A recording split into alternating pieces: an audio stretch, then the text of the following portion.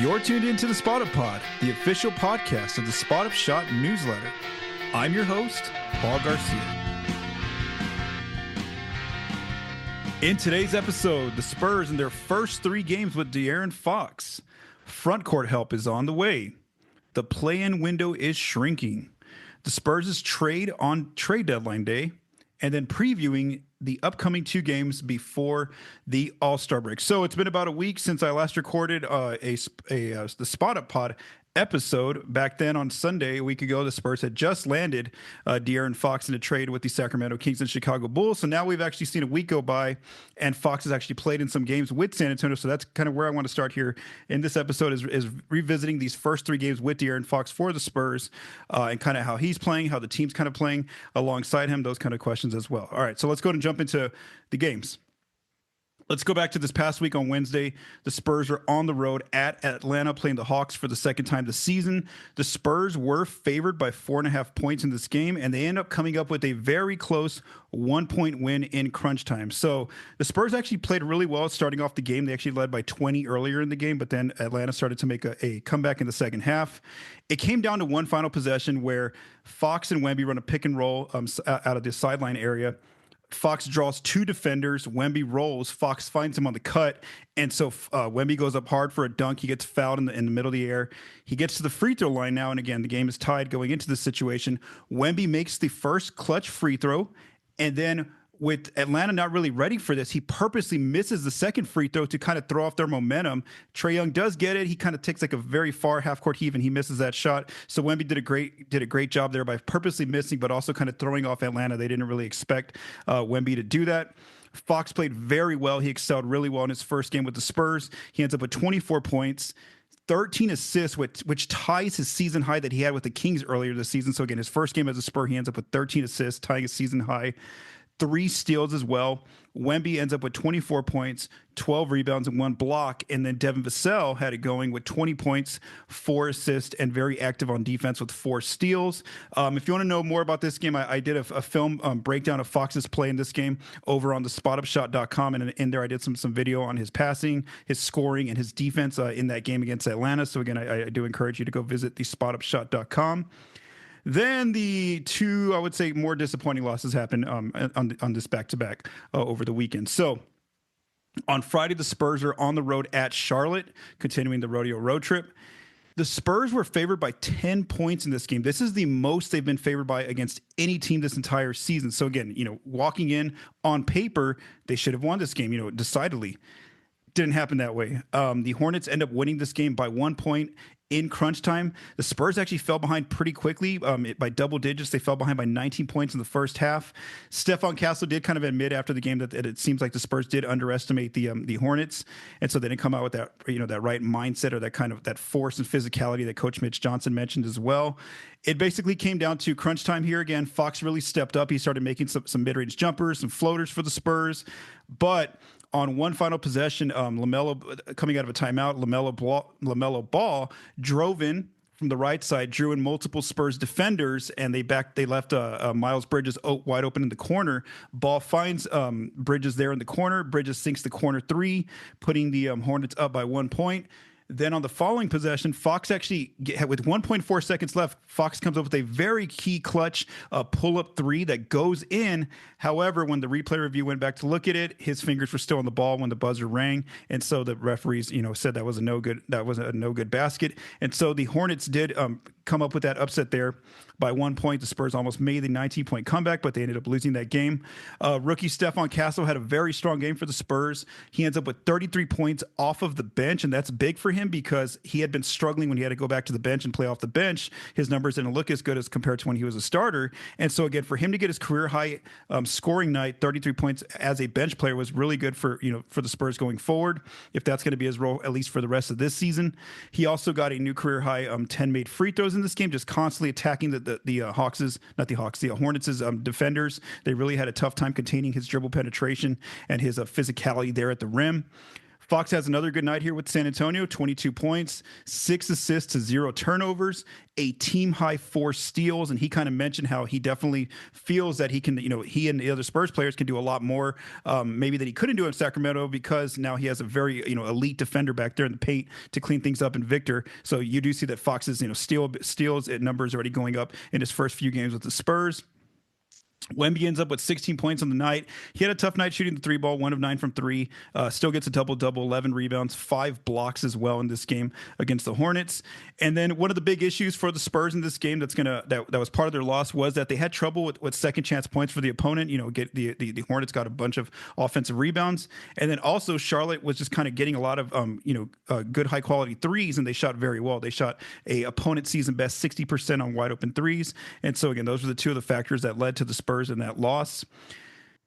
All right, so now Saturday, the Spurs are on the second night of a back-to-back. They're on the road at Orlando. I do want to say the Magic were favored by 3 points in this game. The Magic ended up winning by 1 point in this game. Let's just go down to the final few possessions here. So 25 seconds left in the shot clock. Paolo Banchero comes up with the clutch a pull-up mid-range jumper that was contested very well by Harrison Barnes, but still Paolo got the shot to fall. So now the Magic have a 1-point lead.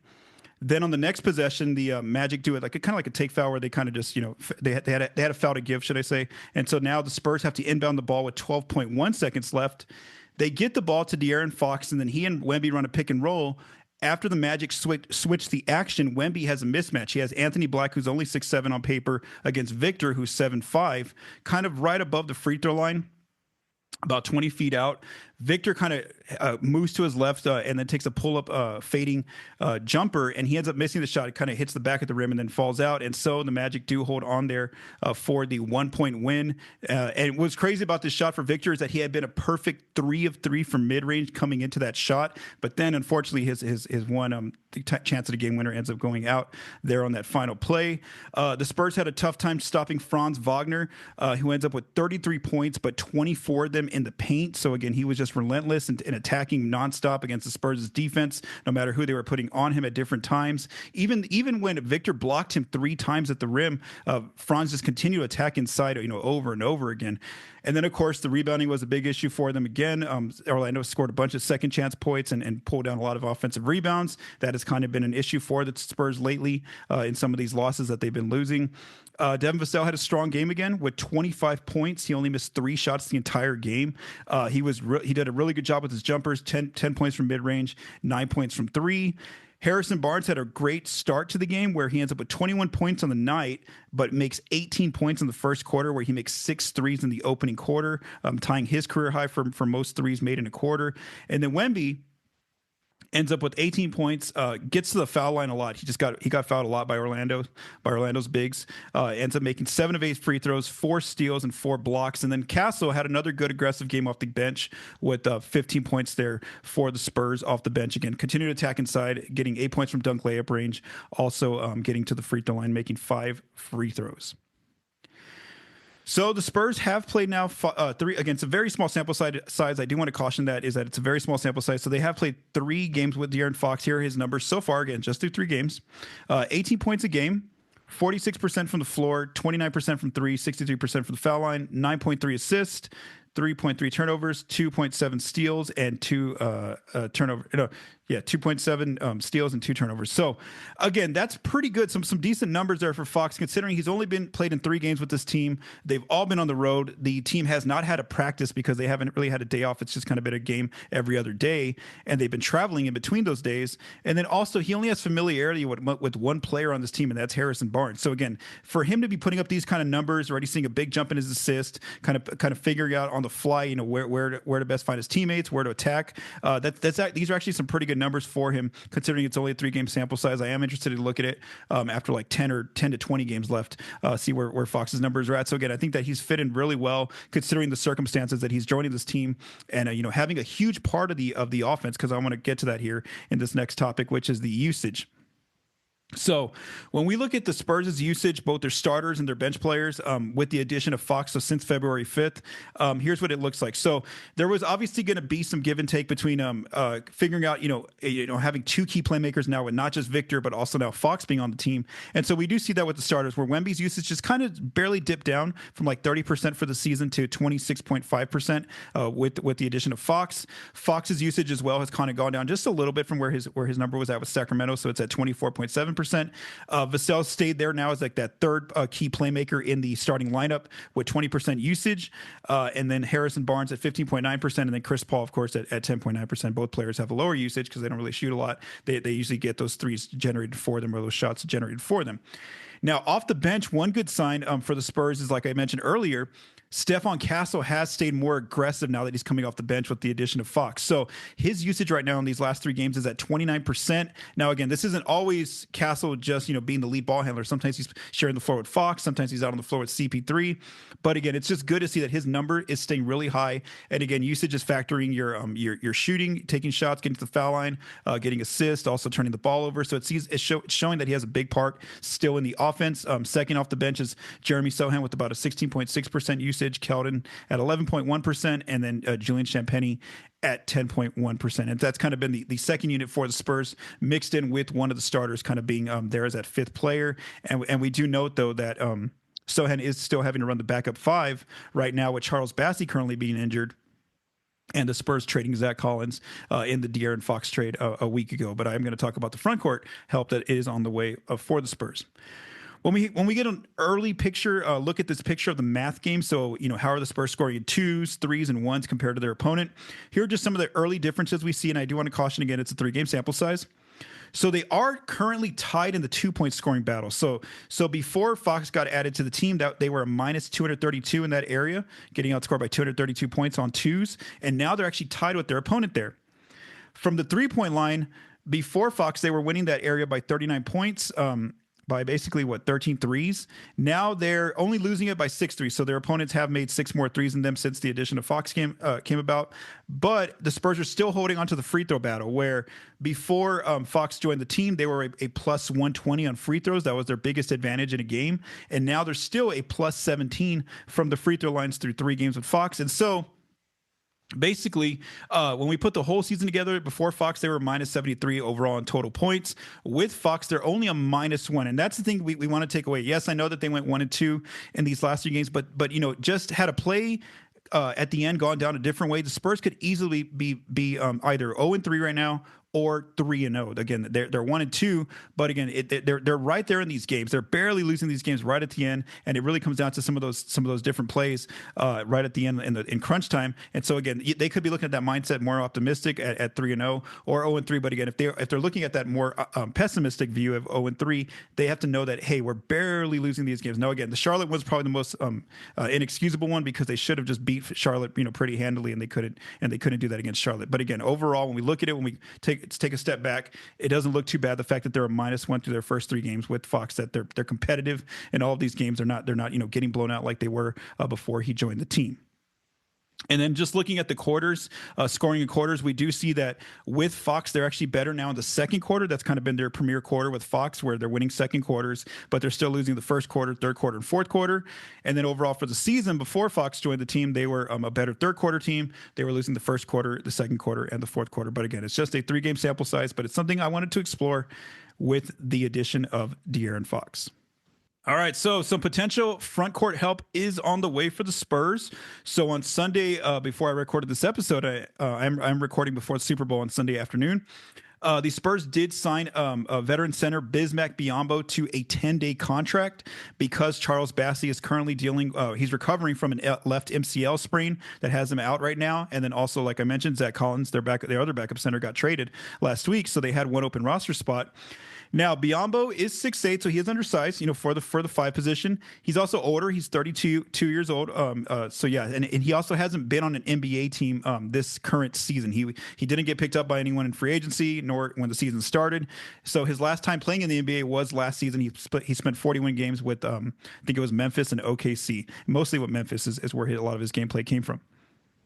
Now, what the Spurs can do, what the Spurs and Biyombo can do, should I say, is that this can be more like a figuring like an audition kind of thing, where like they have Biyombo play for 10 days since he's on a 10-day contract. If they like what they're seeing with Biyombo, they can re-sign him for another 10-day contract on I think it's like February 19th.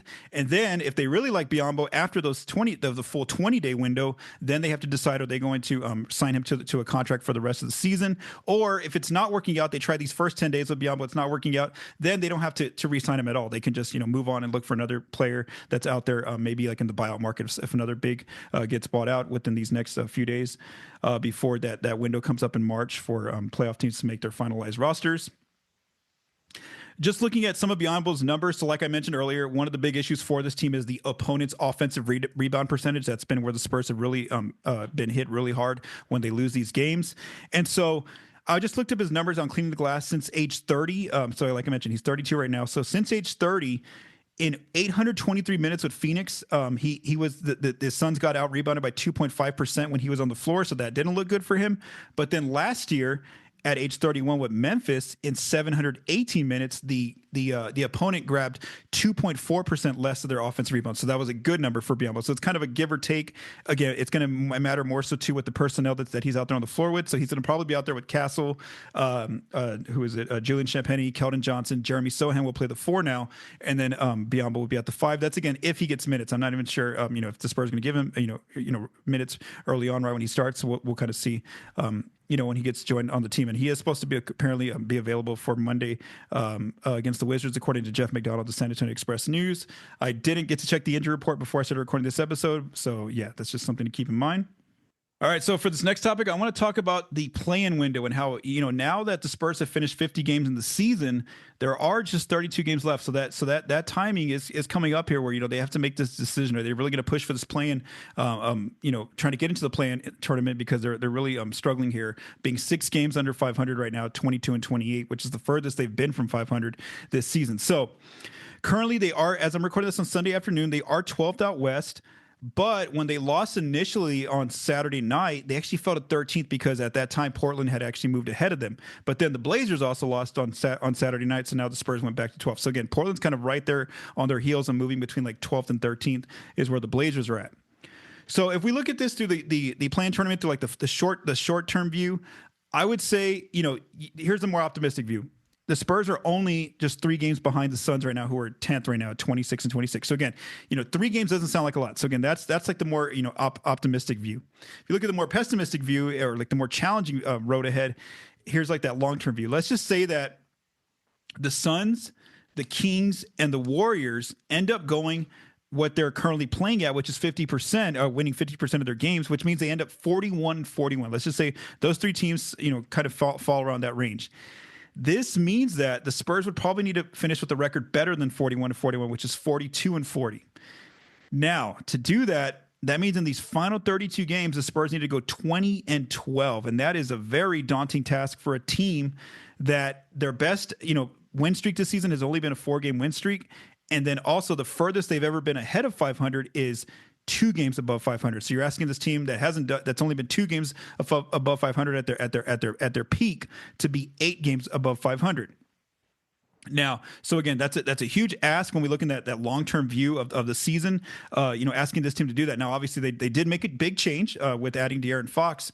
So again, we'll kind of see if they can, how they handle that challenge going forward in these final 32 games. So when we really break apart their schedule, we do see that they do have the 10th toughest schedule left in the NBA, according to Positive Residual. However, other West playoff teams also have a tough schedule in front of them. The Suns, the Grizzlies, the Clippers, the Kings, the Lakers, even I'll just throw in the Blazers since they're winning games apparently. Those teams actually all have a tougher schedule than the Spurs. So again, they're gonna basically, all these teams are gonna be battling each other here in the final 30 games of the season here. Now, here's what the Spurs, if they really want to make this play and push, here's what they really need to do, and it's something that they didn't do this past week. And it's really, they need to take care of business against the teams that they should beat on paper, because they have a lot of winnable games. From my counting here, they have like 9 winnable games here that they should be favored in. And again, that Friday game against the Hornets is a reminder that, just because you're favored in the game, it's not going to automatically happen. These teams get up for these games, and we saw the Hornets play with a lot of they played very loose out there. They played very confident, very comfortable against the Spurs. So here are the teams, these 9 teams that they're still going to play this year. They have the Wizards on Monday. They have the Pelicans 3 times. They have the Brooklyn Nets one more time. The Hornets one more time. They have the Toronto Raptors twice, and then they do get the Trailblazers one more time as well. So again, those are 9 winnable games on paper. So again, if you really want to make the play-in tournament, if you're the Spurs, you really want to try to go 9-0 in those games. And so again, that's one part of it, is taking care of those teams that you should beat on paper. Then the other part is having to beat some of those good teams, some of the teams that are battling for a playoff spot or are battling for a play-in spot in both conferences. So they have a bunch of teams here. I'm not going to list them all because they're I'll just lift some. I'll put them on the visual. Actually, I'll just name them. But there's like multiple games against some of these teams. So there's the Celtics, there's the Suns, the Pistons, the Rockets, the Grizzlies, the Thunder, the Kings, the Wolves, the Mavs, the Lakers, the Knicks. Who else? The Sixers, Cavs. What have I not named? Warriors, Magic again, Nuggets, and and then they play some of these teams twice, as well, down the stretch. And again, on the video, I will put the full picture of what this looks like for them. So basically, they have 23 games left against some of these more competitive teams that are trying to get into the play-in or trying to secure their playoff spot. And so basically, what the Spurs need to do here is, let's just say they go 9-0 against the teams that are tanking, basically. If they can do that, then all they need to do here in these final 23 games is go 11-12 against these more play-in / playoff level teams. So again, they got to maybe not be perfect against these teams, still maybe not have a winning record against them, but at least be right there, like barely under 500 against these teams. Again, go 11-12. And so the big thing for them is that they need to figure out a way to put a winning streak together, because it's not going to be easy if you win one and then you lose one, then you win one, you lose one. It's going to eventually catch up to you, or you're not going to be able to make up that ground. So again, for the Spurs, it's going to be key for them to put a winning streak together. And the hard part is that the schedule, they will have like a tanking team, but then they have like a good team, and then they have like a tanking team. It's not always going to be like a bunch of like tanking teams in a row for them as we look at their schedule. So again, if they want to really try to push for that play-in seed, they got to put some sort of a winning streak together here, and definitely, like I mentioned, take care of business against those teams that they should beat on paper. Now, like I mentioned, that's a huge challenge that's in front of them, to try to go basically, what did I say, 20-12 in these last 32 games. So let's just say that doesn't happen. You start to see that maybe they're just too far out of the playoff picture, play-in picture.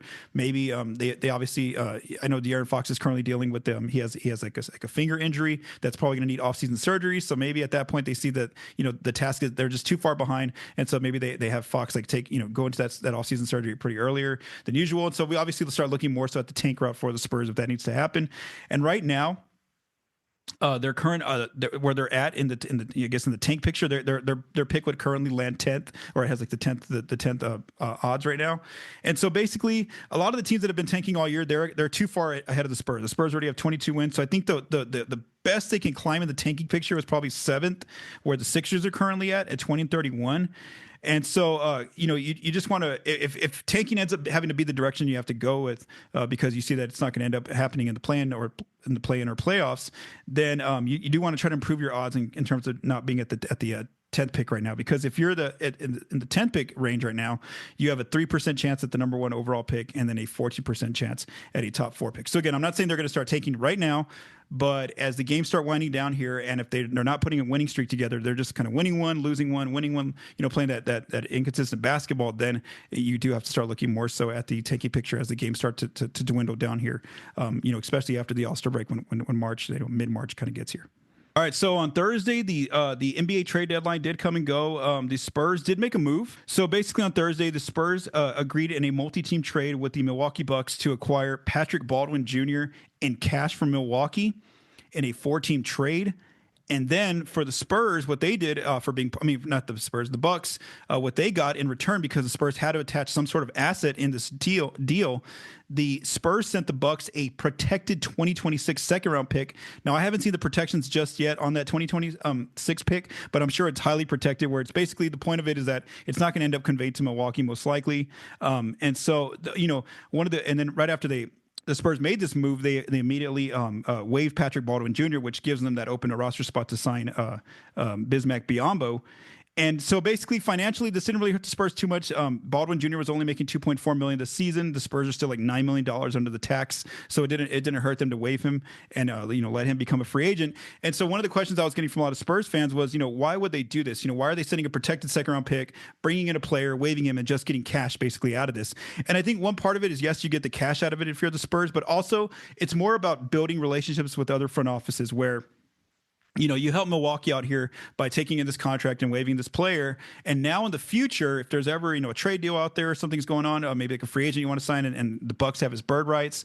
That's kind of why you do these kind of deals as front offices that have the ability, they're so far under the tax to take in some players or contracts, things like that. And so again, that's kind of why you do it, is you kind of build those relationships with the different front offices. That way in the future, if there's ever a player out there on their team that you want to acquire to your team, you already have that, you can kind of just revisit, hey, remember, kind of we helped you out back there, so that kind of just kind of building those relationships where you have a more working, better relationship with other front offices. So I guess that's one of the ways you would kind of view that trade for why the Spurs made it on Thursday. All right, now before I close out this episode, let's preview the Spurs' last 2 games before the All-Star break this upcoming week. So on Monday, they are on the road still, part of the rodeo road trip, at Washington against the Wizards. The Wizards on paper are the worst team in the NBA. They are 9-43 this season. They are 3-7 in their last 10 games. So I do expect the Spurs to win this game. The question is, will they win this game more, a little bit easier, I guess you would say. But again, we saw it happen against the Charlotte Hornets. So again, they have to really, take the Wizards seriously, because they didn't do that against the Hornets, and we saw what happened on a Friday when they ended up losing that game against the Hornets. But I have that as a win on Monday. Then on Wednesday, the Spurs traveled to Boston to play the Celtics for the first time this season. The Celtics are a very good basketball team. They are 37-16 this year, second out East, and 7-3 in their last 10. And so because of just where the Spurs are at right now as a team, they're kind of figuring out their team right now on the fly with the addition of De'Aaron Fox.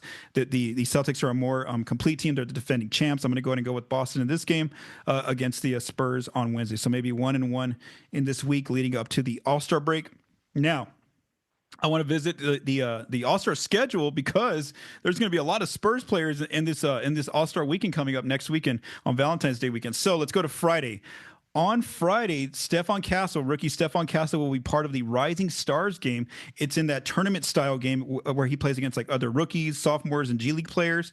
And some of his notable teammates are going to be Zach Edey, Dalton Connect, and Jalen Wells. So again, he's going to have multiple new teammates for this game, and those are some of the players that stood out to me that are part of Castle's team. Then on Saturday, All-Star Saturday night, Wemby and Chris Paul will be part of the skills challenge, where they're going to compete against 3 other 2-man teams. And in that skills challenge, you run through like the cones and you make the passes through the open hoops, and you get a layup in a certain time limit. So Wemby and Chris Paul are going to be on the same team for that one, for Team Spurs. So that'll be the first event on All-Star Saturday night. Then later, on the final event, the event number 3, rookie Stephon Castle is also going to be part of that one, and that's going to be the dunk contest. So Castle, we've seen him this year throw down some major dunks this year, one-handed, two-handed, off alley-oops, dunking over people. So he's going to be going up against fellow rookie Modest Buzelis of the Chicago Bulls, Andre Jackson Jr. of the Bucks, and then 2-time defending dunk champion Mac McClung, who usually plays in the G League. So again, Mac McClung is there to defend his title. We'll see if Castle can take that away from him here in his first dunk contest ever for Stephon Castle on All-Star Saturday night. And then on Sunday is the NBA All-Star game, and since Wemby was selected as a reserve, he's going to participate in this game, and so it is going to be in a new tournament style as well on Sunday. So that'll be interesting to see. This is the first time the All-Star game is for the All-Star game, at least it's going to that tournament style. And some notable teammates for Wemby on Team Chuck are Giannis Antetokounmpo, SGA, Shai Gilgeous-Alexander, and Nikola Jokic. Those are amongst some of the players that are going to be on his team. So again, it's going to be interesting to watch how Wemby and his team perform on All-Star Sunday. So this kind of closes out this episode. I should be, I'll be recording a new episode, just reviewing how the Spurs did against the Wizards and the Celtics sometime next week, during the All-Star break when the Spurs have a few days off. Thank you for taking the time to listen to this episode of Spotted Pod. If you like what you heard, please subscribe and leave us a rating on your favorite podcast apps and our YouTube channel. The Spotted Pod is recorded and produced by Paul Garcia. The music for this episode was written by Vincent Garcia and Paul Garcia. Thank you for listening, and have a great day.